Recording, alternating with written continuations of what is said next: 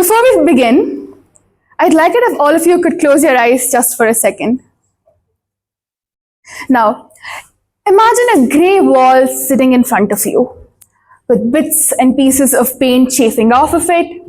Maybe add a few cracks here and there, a spider crawling up its web. Maybe this wall is just a wall of your fear. What if this wall was a wall built with all the rejection that you've faced in your life? What if this wall is a commitment to people saying that you cannot achieve your dreams because it was too big to contain in one box? What if one day you decide to wake up and change the narrative? What if you decide that this wall might not need to be broken, it just needs to be rewritten? And you decide that this wall is now going to have a mural on it.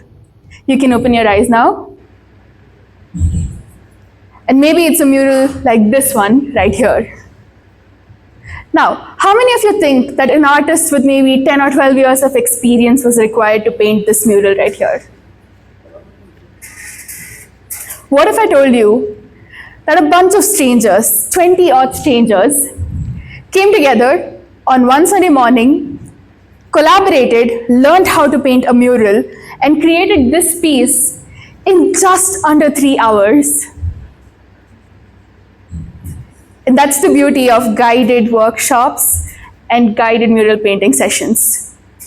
Hi, I'm Bhumika Anand. I'm a full-time professional mural artist and a part-time medico. I'm also the founder of this company called Creativity, My Baby, My Child, wherein me and my entire team have dedicated all of our Sundays into beautifying spaces that matter. These 40 people came together because of one terrible date that I went on 3 years ago. And this whole talk is going to be a story about that one date. If you're a native of Bangalore, you've probably heard of this one tiny drive-in restaurant called as the Airlines Hotel. It's one of those iconic spaces where as soon as you step into the place, you have the aroma of dosas and their double jaggery coffees filling the air. You're welcomed with smiley faces of waiters in white who will walk in and say, "Madam, double jaggery coffee done hai? Tartin bidi." This used to be my childhood spot. It was our adda for me and my grandpa, who was the reason I am an artist today. And I decided to take this one special guy out on a date to the same Airlines Hotel to share my experiences with him. And while we sat there waiting for our masala dosas, I noticed that Airlines had this huge grey wall which had only 3 tiny sad paintings on it. There was one vada, there were 3 idlis, and 1 dosa. And as I thought about the potential that this wall held, I blurted out that, you know what? Someday I'm going to paint a wall just as big as this one. And this man, who could not differentiate between a dosa from Airlines and a dosa that his mom made at home, said, "But the prices here are too high, man." But sure, they will invite everyone on the street and say, "Come paint a wall." And then he continued to bicker about the prices of dosa. Something in me changed that day. And it wasn't a spark, an ignition where I said, "Oh no, he said I can't do it, so now I have to paint. I have to get that wall and paint." It was just a wall that I built up in my head which said, "Oh, he said I couldn't do it." And yeah, maybe it's true. Why would they invite someone, a nobody, an artist who's just been painting for the last 1 or 2 years, to come and paint in a space like Airlines? And I shut that dream down. And right after this happened came the pandemic, came this huge break where all of us did not know what to do. And there was so much uncertainty in the air. And the only way for me to put all of that uncertainty aside was to find a little bit of balance, a little bit of, "Oh yeah, I know what I'm doing," in the art that I was creating. Slowly, during COVID, I moved on from plain white sheets to canvases. And when canvases just did not have enough space for me, I started painting on myself with all of my body art. And soon I was running out of space on my body. And that's when I heard my walls calling. Slowly I started painting on my walls. Slowly, the walls that I painted left the comfort of my house and moved onto the streets. And now they were a part of the story that my society was starting to say. And that is where creativity was born as well, where I decided that my walls deserve a spot in the society where the public can watch it and the public can take a second out of their busy days to just sit and admire something that's colorful.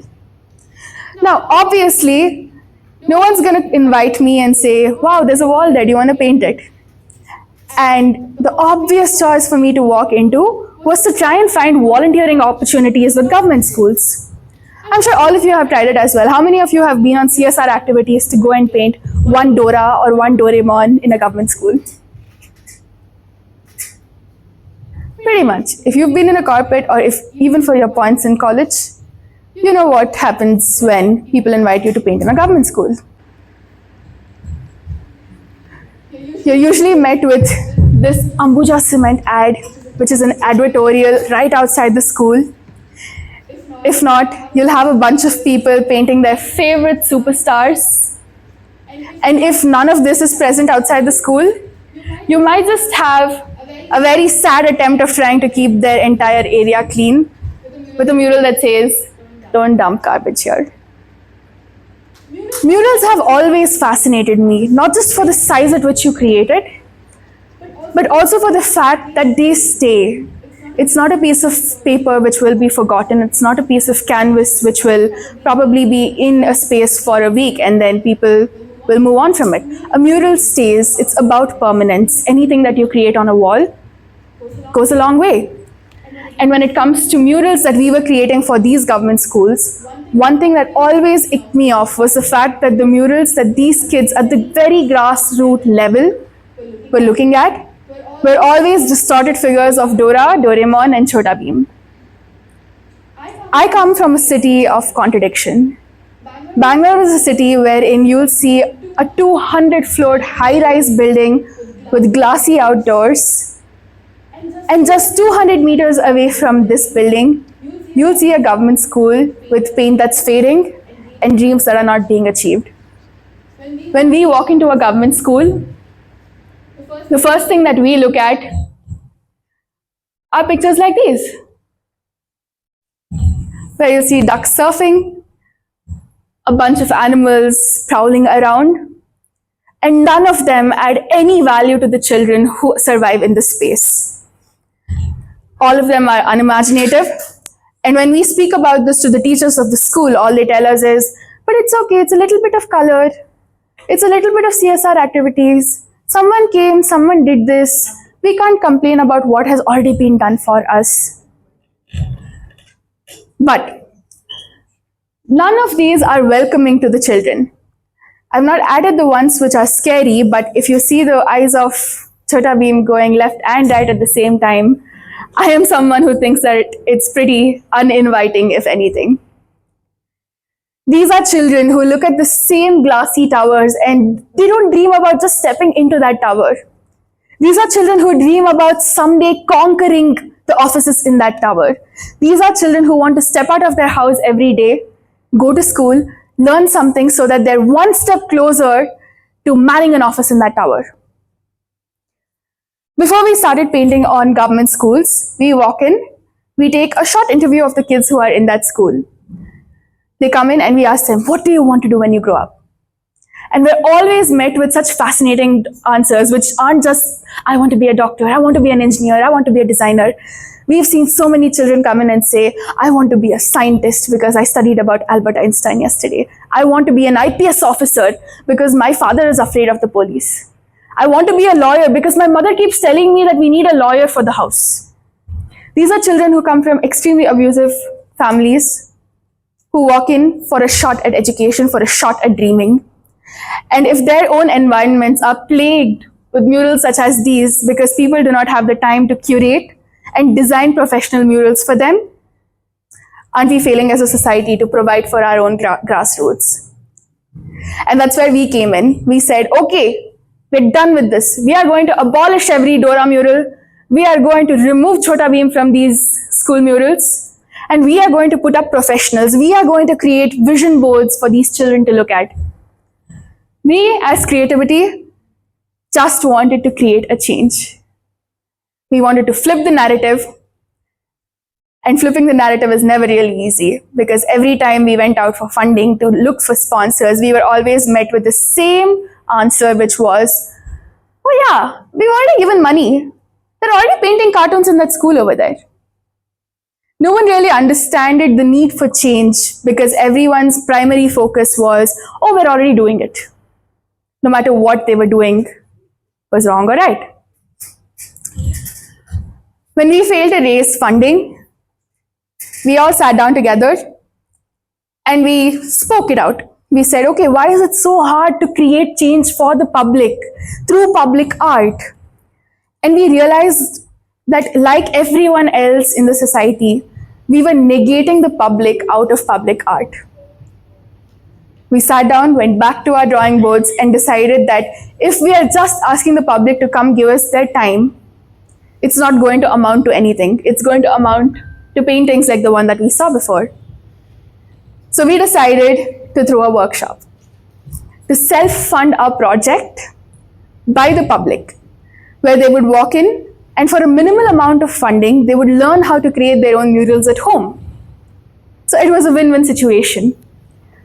We'd chalk everything up, we'd ideate, we'd create, and every Sunday we'd have a bunch of people walk in, learn how to create their own murals, sit with us, talk about change, talk about how they can contribute in any tiny way possible, and go home with colorful hands and a heart that's filled with love.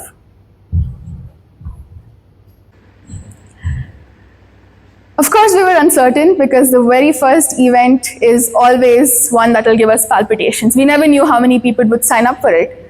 In an age where people were marketing for tiny canvas painting workshops where you could sit with them for an hour, paint whatever they're guiding you to do, and go back home with that tiny workshop, we did not know that if we pitched an idea where you could come in, paint an entire wall, meet 15 new strangers from different walks of life, talk to them, collaborate with them, and create, we did not know if people would be into that idea until my best friend said, you know what, let's just try it. Let's just put it out there. And to our surprise, within the first 2 hours, our event sold out. We had 15 amazingly enthusiastic people come together and create this huge, humongous astronaut in a quaint public school in Indiranagar. And ever since that fruitful day 2 years ago, we have hosted over 100 workshops. We've trained over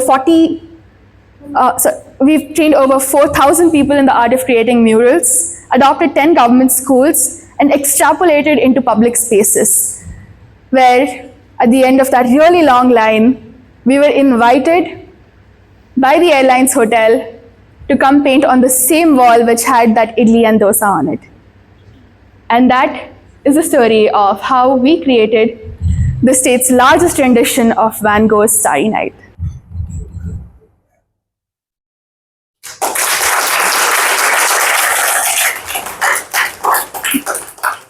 What I seldom share with people is the fact that apart from being an artist, apart from the fact that painting a wall is my entire personality, I'm also a medical student. I am from a brown household. My parents are both doctors. So it was pretty inevitable for me to walk in their own footsteps, write NEET UG, go to med school, graduate from med school after 6 years, write NEET PG again, do my PG again, write NEET SS again, do a super specialty, and then finally at the age of 33 say, wow, I've achieved it. I've got all my degrees. Now I'm going to sit and create art. And obviously in that whole process of achieving my brown household dreams, I stopped creating art as well. Which comes to a very interesting question. Why do adults stop creating? Maybe you're just afraid of touching a brush after so long. Maybe you think to yourself that the last time I touched the brush was back when I was in 8th grade and I was working on a college project. Maybe you remind yourself of the time your mother said, board exams are in 2 months, you cannot be wasting time on frivolous paints. Maybe you're just afraid of the fact that what if you spill paint all over yourself? What if your paints flow outside the lines? What if what you create is not perfect enough for your Instagram family of 800 people to like? What if these 800 people say that you're trying too hard, man? There are a million reasons to not create. But the only reason for you to touch a brush, pick it up again, bring it in and say, today I'm going to be an artist, is the sole fact that you're human. And the easiest way to express yourself without having the intervention of other humans around you is to just create and create with art.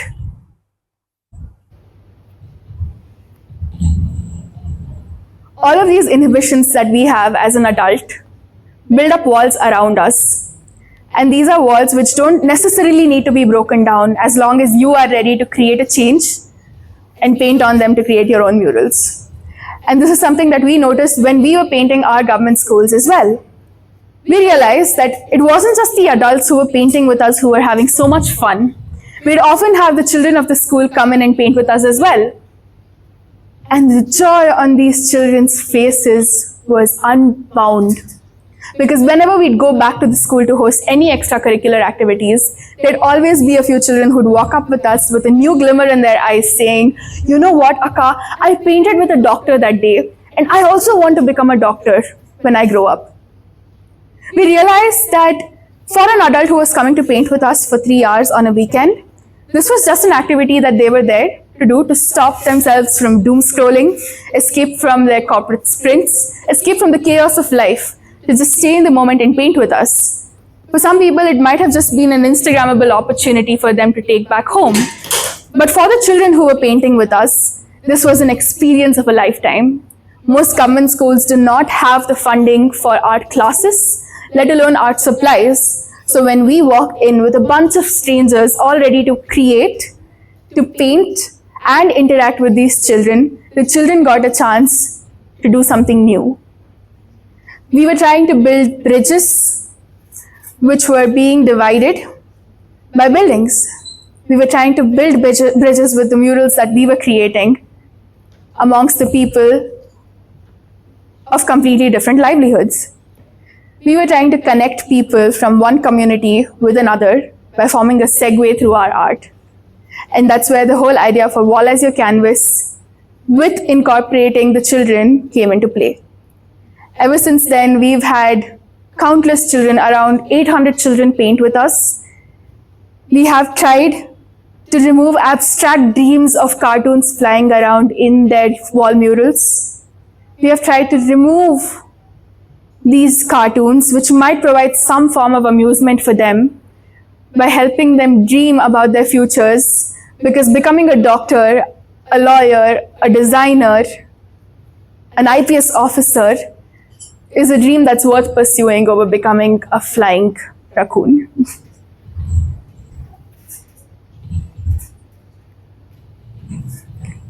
We come together by the public, for the public, with the public, by painting hand in hand, stroke by stroke, with everyone that's ready to paint with us.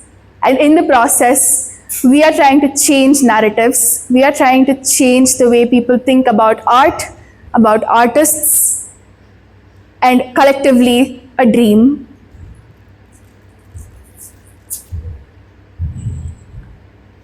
Every story ends with people hoping that when they go back home, they might pick up their brush again, maybe not to paint a wall, maybe not immediately as well, but at the end of the day, when things seem blue and they have a second or two on their hand, they can remind themselves that if I could paint a wall that day, I surely can paint something today. The hope that we're holding out for is the fact that the public is ready to come in and work with us for benefiting the grassroots of the public itself. One single wall at a time. Thank you so much.